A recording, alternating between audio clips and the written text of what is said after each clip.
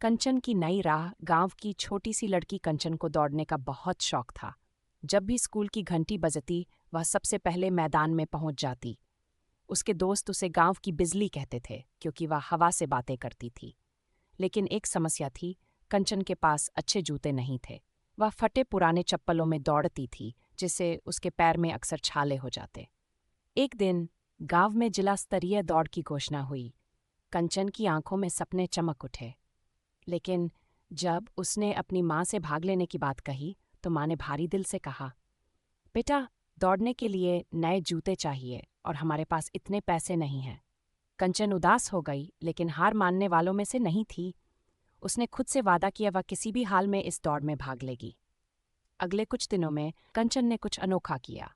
वह गांव में सुबह सुबह लोगों के घर जाकर गाय भैंसों को चारा डालने लगी। कभी किसी के खेत में पानी देती, तो कभी दुकान पर सामान पहुंचाने में मदद करती। लोग उसकी लगन देखकर खुश होते और उसे थोड़े थोड़े पैसे देते। धीरे धीरे उसने अपने लिए नए जूते खरीदने के लिए पैसे इकट्ठे कर लिए। दौड़ का दिन आ गया।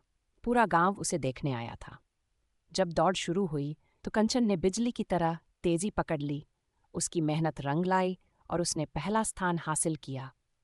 जब कंचन ट्रॉफी लेकर मंच पर खड़ी हुई, तो गांव के सभी लोग तालियां बजा रहे थे। उसकी माँ की आंखों में आंसू थे, गर्व और खुशी के।